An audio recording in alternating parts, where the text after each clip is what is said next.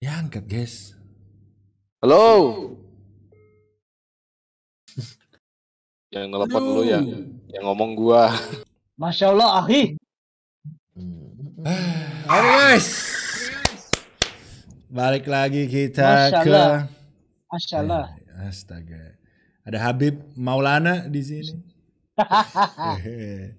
Tuh bukan rambut, itu merupakan kopiah ya guys ya. Oke, jadi kita udah lama ya tidak berpodcast, namun ya beritanya udah ya nggak terlalu menumpuk sebetulnya, cuma lumayan panas ya, yaitu Mbappe menggendong Prancis ya. Hei, beda ya. Tolong jangan angkat itu, gue masih sebel nih sekarang kalah. Oh, all in Prancis Anda. Aduh, all in Prancis guys. Gua dong. Maroko. Anjay, gue jedah nih. Waduh. Arab Saudi. Berarti secara logika Arab Saudi pemenang World Cup guys. Iya, kan bener. Mengalahkan Argentina. Ya guys ya. Bisa gitu dah. Oke lah kalau begitu ya. Selamat untuk Bapak Messi ya. Katanya gak pensiun dia, mau lanjut World Cup terakhir umur 38 ke 39 ya. Wow, betul. Dia terinspirasi sama ini Komeng ya, sama Alonso ya. Masih prima guys ya, masih bisa lah. Oke. Kalau begitu apakah kita akan melihat Ronaldo juga ya di Portugal? Iya betul. Kalau Messi umur 39, Ronaldo 40 coy. Iya kan? 41 ya, 41 ya. Kenapa jadi bahas bola gitu ya? Oke, karena lagi World Cup ya guys ya, lagi hype World Cup ya.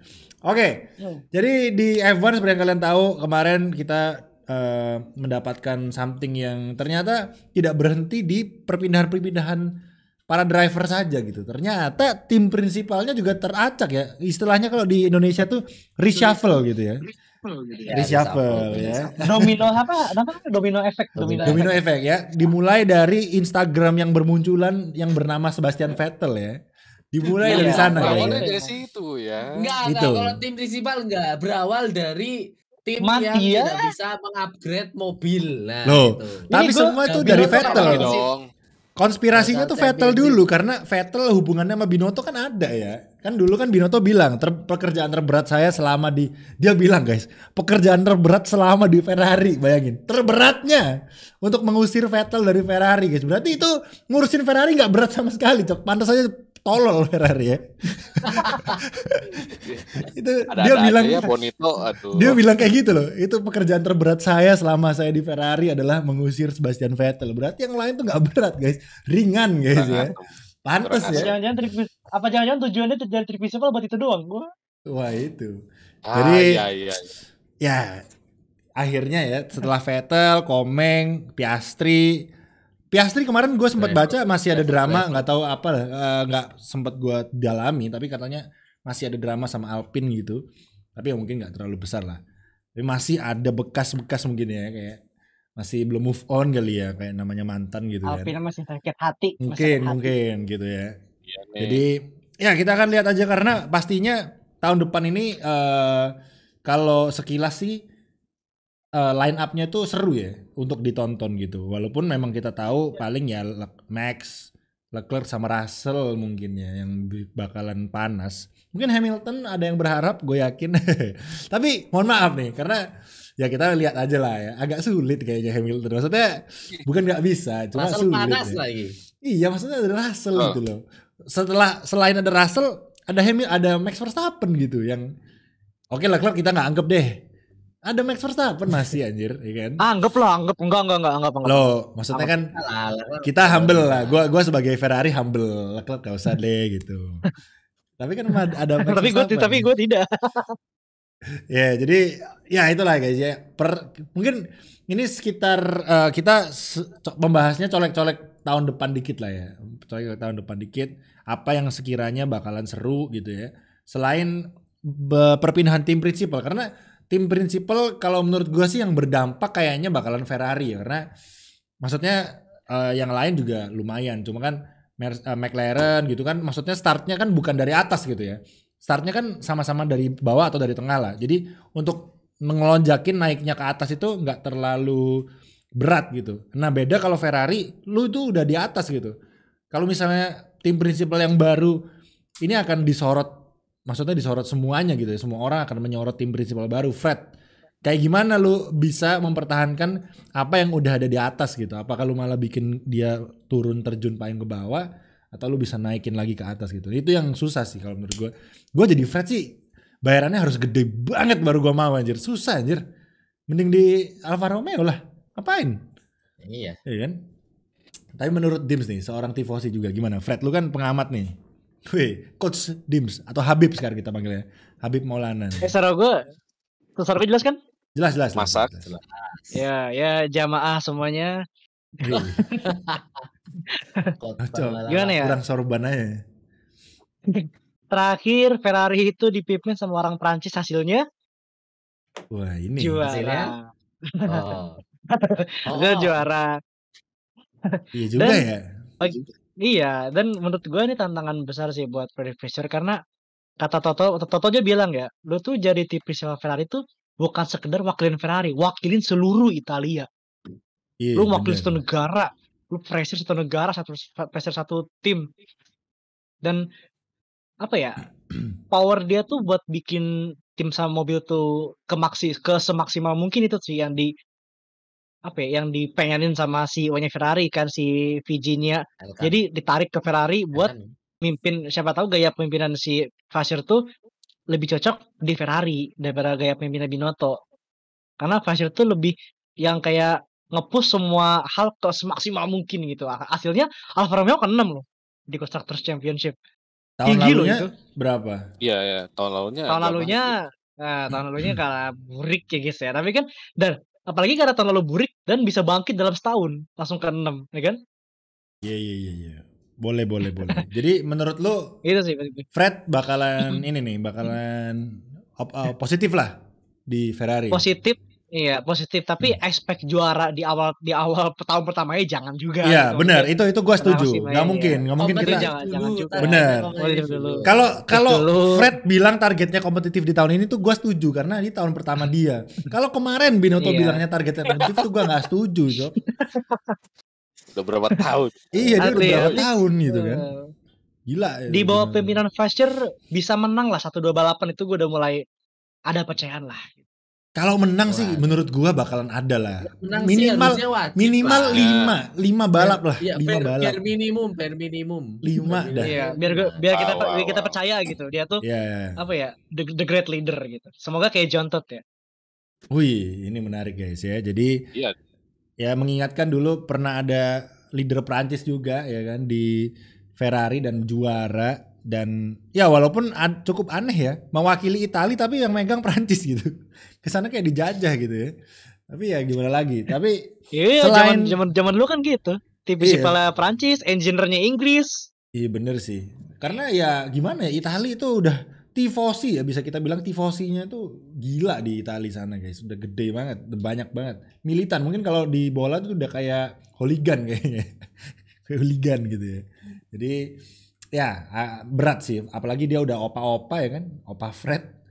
Jadi kita lihat aja performanya. Yang jelas kalau harus ditanya kira-kira bakal jago gak Ferrari ya, tentunya harusnya mungkin bisa, tapi nggak juara. Maksudnya untuk juara di tahun pertama itu membutuhkan keajaiban. Bisa, tapi ya jangan terlalu agak susah.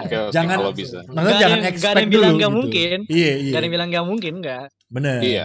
Ekspektasinya tuh kita sebagai tifosi nih, terutama gua Dims gitu ya, itu harus turun dulu, santai dulu gitu. Karena ini kan tahun pertama, tahun dimana kita akan ngelihat Ferrari di bawah kepemimpinannya Fred gitu kan. Nanti dari situ baru tahun keduanya kita bisa mulai berekspektasi. Oh, tahun pertamanya bagus berarti ekspektasinya juara. Oh, tahun pertamanya buruk ya udah kita pindah tim aja gitu kan. Jadi kita bisa dilihat di tahun depan ya guys ya. Tapi semoga ya sebagai tifosi of course kepinginnya bagus lah ya. Dan gue yakin drivernya Leclerc juga udah maksimal, udah mutusin Charlotte juga ya kan untuk fokus ke juara dunia gitu. Jadi kita lihat aja. Kalau sampai udah putus dan hasilnya bener. Iya kan? Udah putus hasil nggak maksimal, awas aja gitu. Charlotte sih, wah bayangin lu di Monaco nih, ya kan, Monaco balap, terus lu kalah, Charlotte udah meluk cowok lain, Cok, nonton di depan. Anjing, jadi gak fokus dong. Datang terlibat tangga pula itu. Jadi gak fokus dong dia balap. Meluknya Carlos Sainz ya, wah. Waduh, Carlosnya sudah punya, Pak, jangan, Pak. Kok jadi tukar-tukar gini, Pak, pacar yang tertukar. Tapi bener itu. Lewis semenjak punya pacar 2013 menang mulu, coy. Dia semenjak punya pacar menang mulu. Ah ya bener juga, guys. Jadi ini cocok lolos. Tandanya guys, siap-siap ya. Militer. Ya semoga lah ya. Jangan ya, Charlotte mungkin besok bawa ini Mahavir Ragunatan. Oh. jadi bagus. Kalau pacaran langsung sama yang tua sekalian ya. Contoh Verstappen gitu kan. Langsung gacor. Bonus satu ya. Nanti ini dah kita akan bikin ini guys ya. Nanti kita akan bikin tier list cewek-cewek pacarnya pembalap dari tercantik sampai terjelek ya. Versi kita. Yang tertarik kita bikin itu komen di bawah ya. Tergantung selera. Ya, kita lihat ya, kita lihat selera kita berempat berbedaannya seperti apa. Oke, kalau begitu mungkin Ferrari mungkin nggak usah terlalu panjang lah ya. Yang jelas kita tunggu aja yang tahun depan tuh momen pembuktian aja untuk Ferrari gitu kan. Jadi yang berat kalau menurut gua adalah Mercedes dan Red Bull tetap, karena mereka kan harus mempertahankan integritas timnya ya sebagai kontender juara.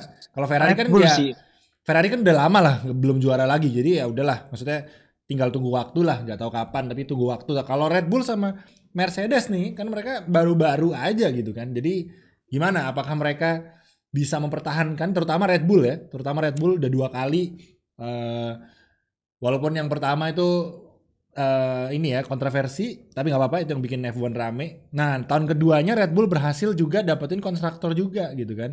Gimana nih, apakah bisa mempertahankan? Tapi Red Bull masih sama Horner ya, jadi gua rasa sih kayaknya nggak terlalu susah. Tergantung Max Verstappen nih, dia fokus sama jandanya atau gimana gitu. Jadi bisa. Karena kan siapa tahu anaknya lu udah tambah besar kan, yang anaknya si Kelly gitu ya. Siapa tahu butuh. Kan kayak Vettel kan penepi. Iya, Vettel kan fokus sama anak-anaknya gitu kan, pingin ngelihat anak-anaknya tumbuh. Siapa tahu Verstappen udah gak maksimal karena fokus sama anaknya Kelly gitu kan. Jadi nggak salah. Atau bikin satu lagi gitu kan, buat anaknya, buat saudaranya Kelly gitu kan, adiknya kan kita nggak tahu juga. Iya, cowok lah gitu, Verstappen junior gitu. 2 anak cukup. Bisa. Iya. Iya benar-benar. Alpin, kita ke Alpin deh, kita ke Regi nih. Regi gimana nih? Bapak Regi. Karena tahun depan Anda, sebentar. Pertanyaannya adalah gini, apakah tahun depan Anda tetap Alpin atau Aston Martin? Dah. Saya jujur kepalang sakit hati gara-gara statement Ocon ya, jadi kayaknya gue hijrah ya per 1 Januari. Lu ngikutin Alonso kan lu per 1 Januari lu dikontrak anjir. Lu dikontrak. Lu Alonso aja lu biji.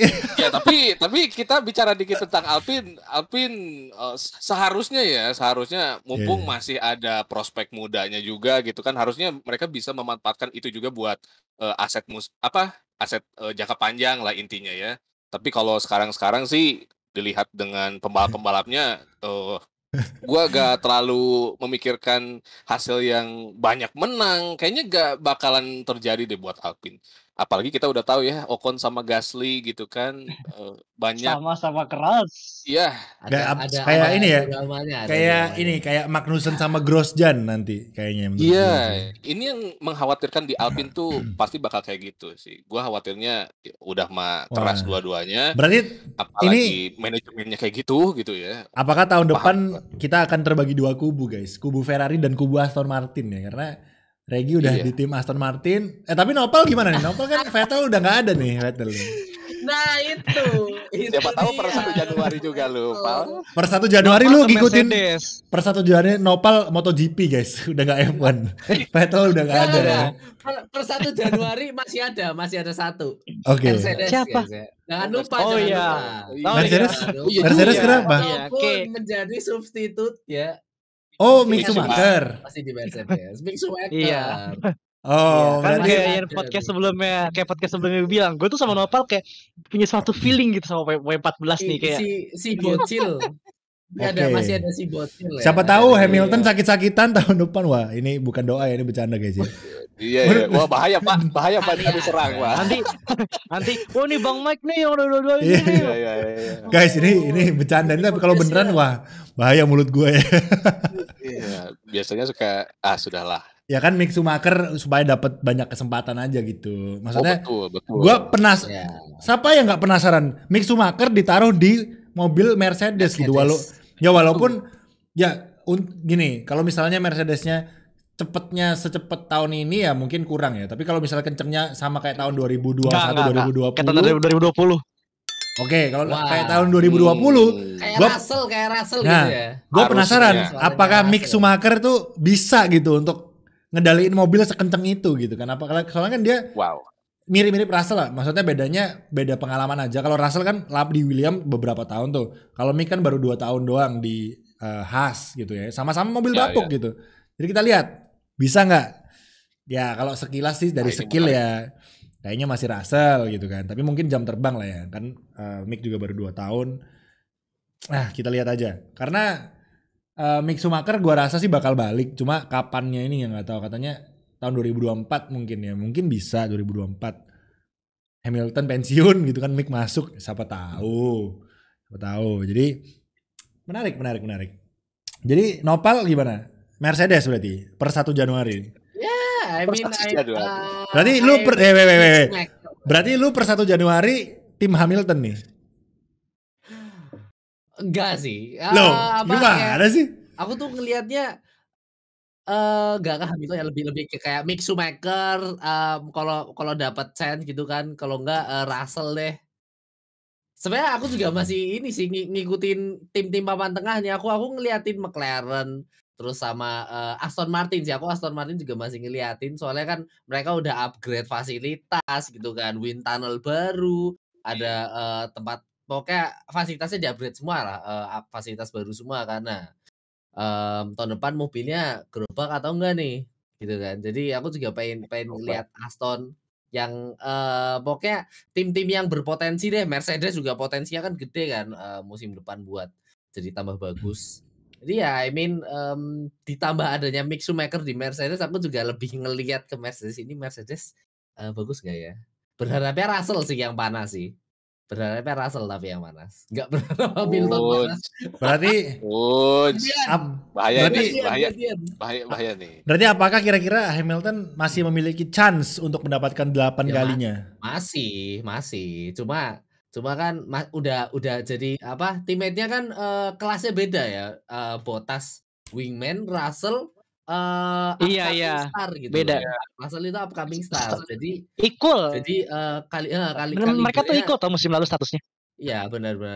Kalau udah di-equalin kan seperti yang kita lihat kemarin ya benar-benar seimbang gitu. Kadang-kadang Hamilton di depan, kadang-kadang Russell di depan, dan sama-sama konsisten gitu kan. Jadi tahun depan tinggal lihat siapa yang bisa maksimalin W14 di Mercedes.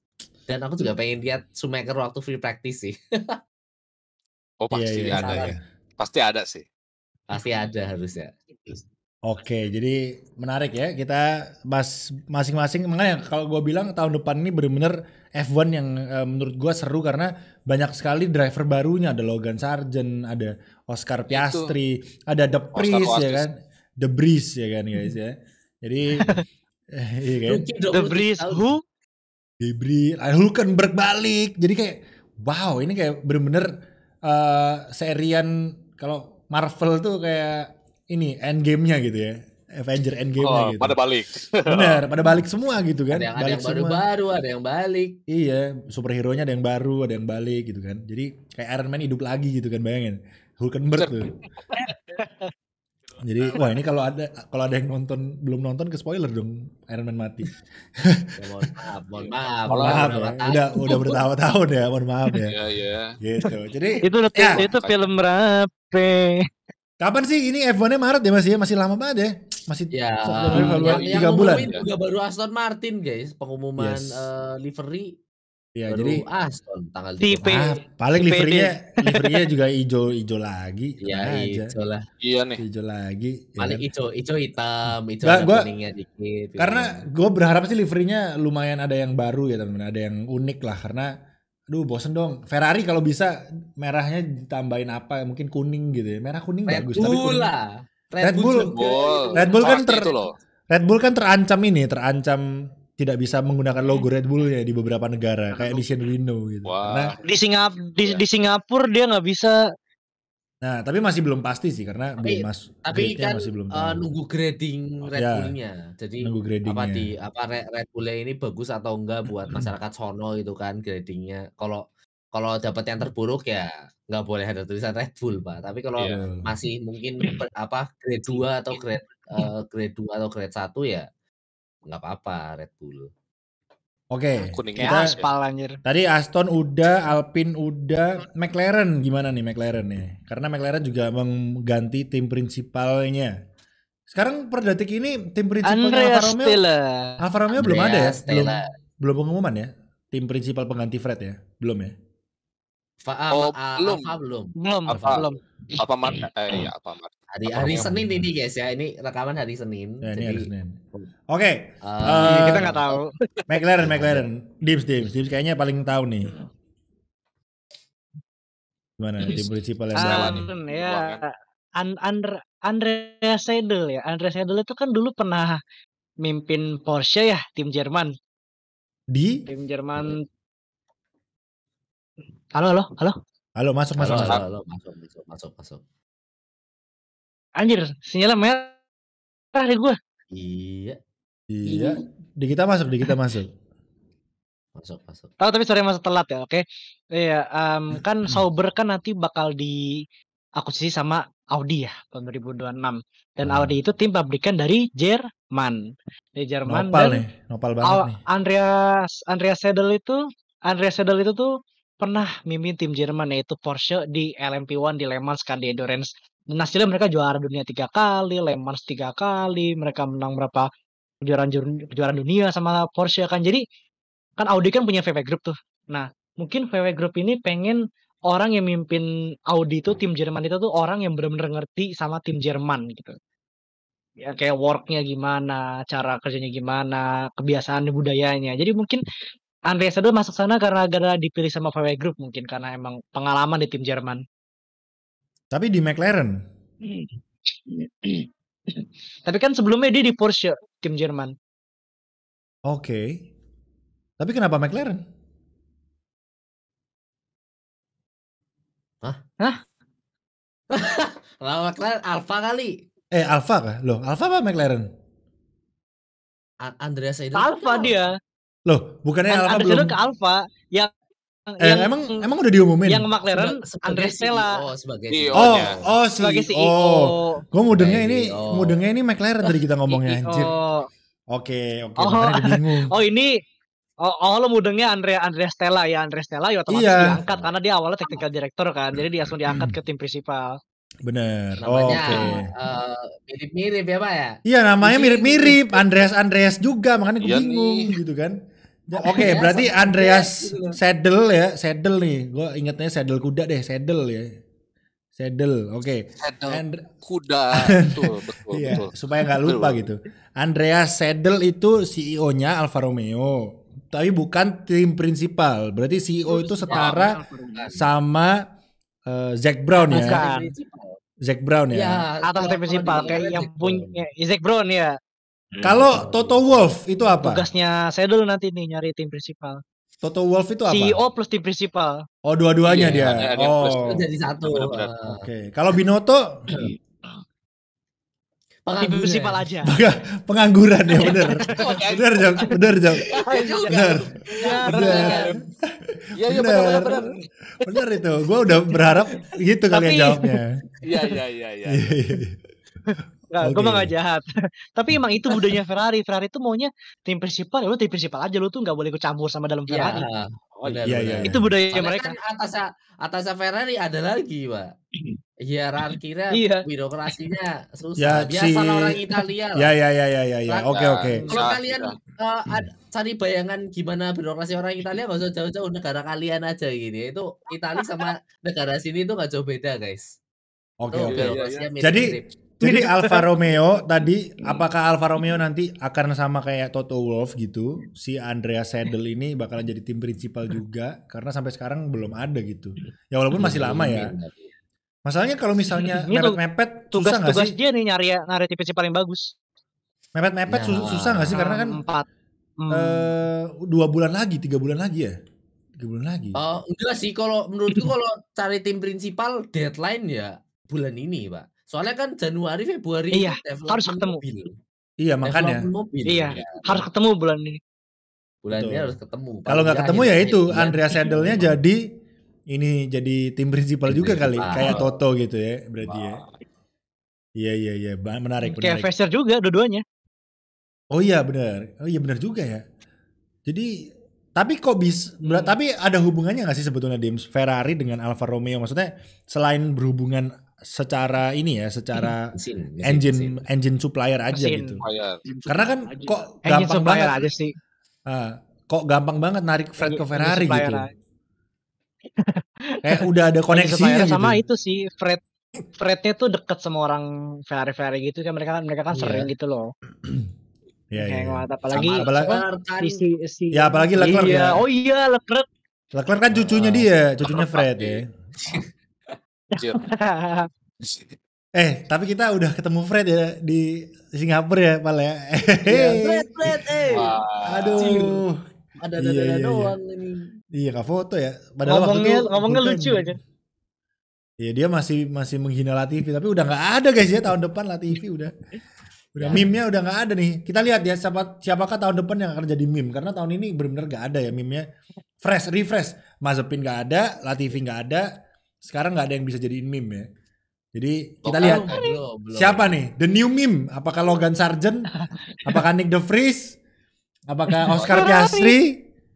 Apakah Nico kan marah Iya benar juga. Aduh. Apakah Hülkenberg gitu kan? Apakah Gasly dan Ocon? Oh, itu sih kayaknya itu sih. Iya. Itu ya calon-calon drama itu sumpah. Iya. Karena Ocon kan ya kalian tahu sendiri ya perlakuan Ocon ke siapa namanya? Ke Alonso ya.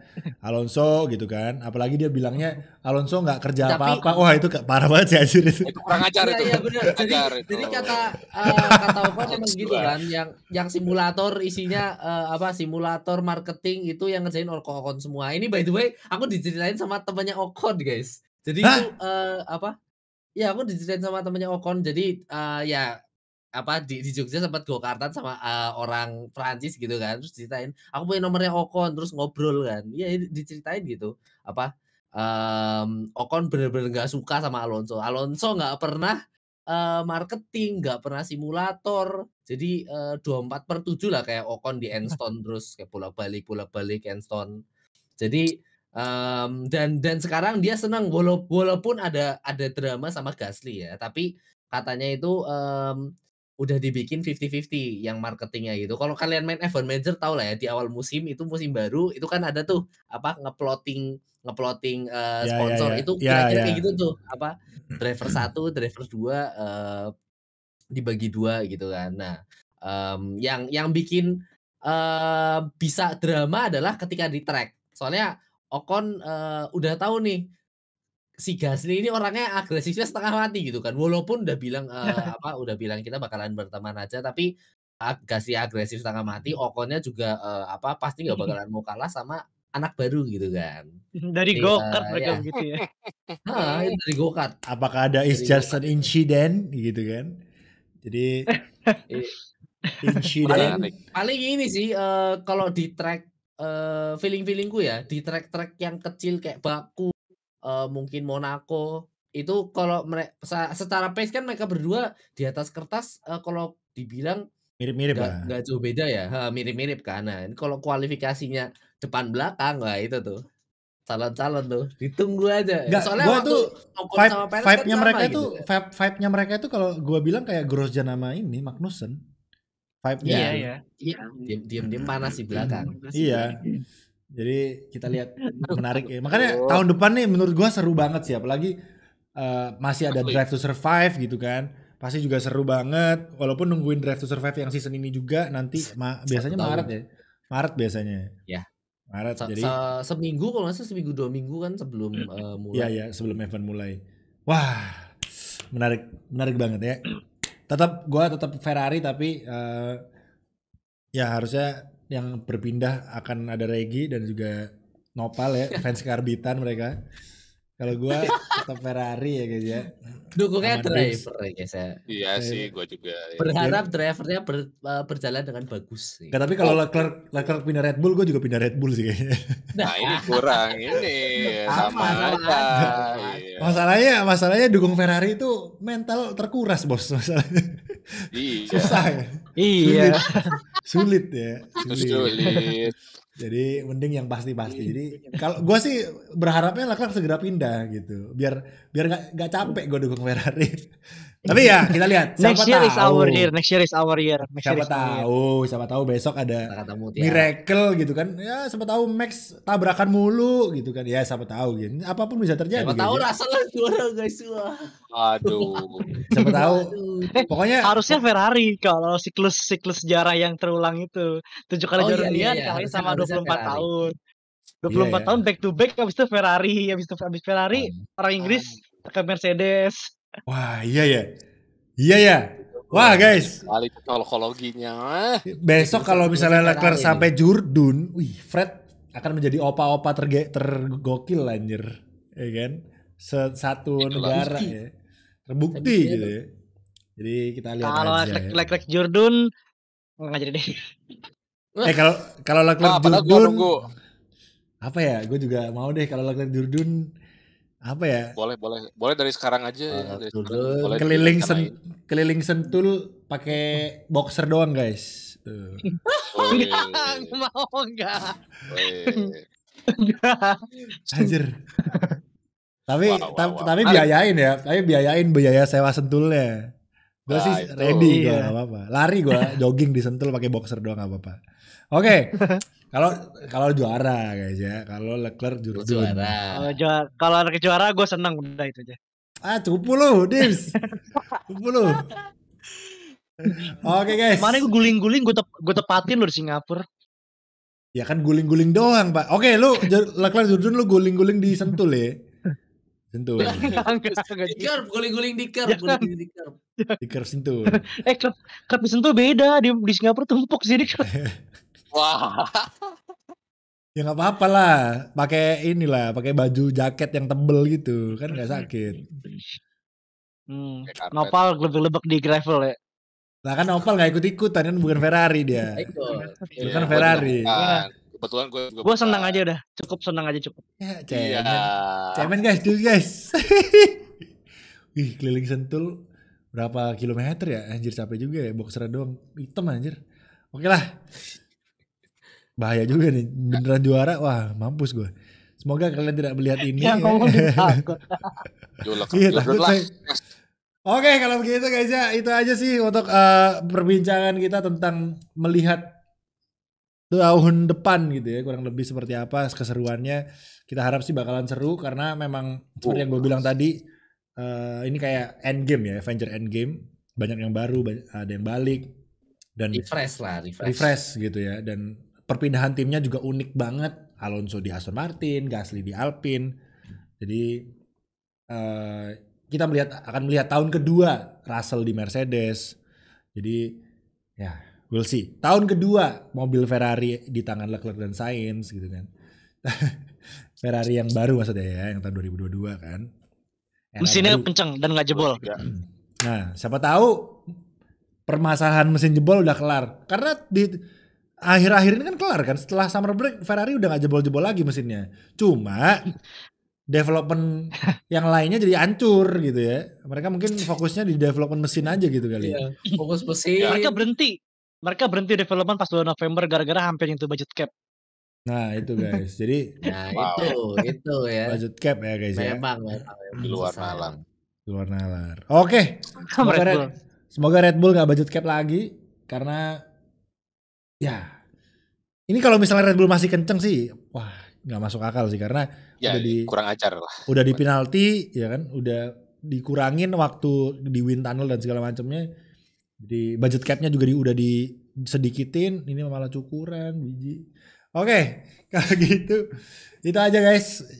Silakan kolom komentar terbuka untuk Anda yang mau komen menurut kalian gimana tahun depan F1 semakin seru tentunya kalau menurut kami, dan ya komen aja di bawah menurut kalian gimana, apa momen-momen yang paling kalian tunggu di F1 tahun depan, komen di bawah. Thank you so much yang nonton. Jangan lupa untuk like, comment, subscribe, mampir ke channel kita, ada di deskripsi semuanya, dan ya see you on the next Breaking Point podcast. Bye bye. Selamat.